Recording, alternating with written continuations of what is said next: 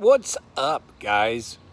Hey, I've been planning on showing you how to do like some chicken shawarma and make gyros out of it. I've been craving it for quite a while.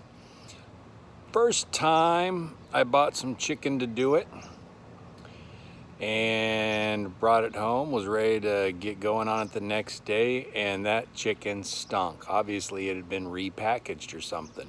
It was absolutely nasty, so I didn't get to do it then. By the time I had more chicken, my Greek yogurt had expired, so I didn't want to do it then. Now I'm finally getting to do it. So since I have had my mouth watering for this stuff for quite a while, let's go do it now. Come on, let's go.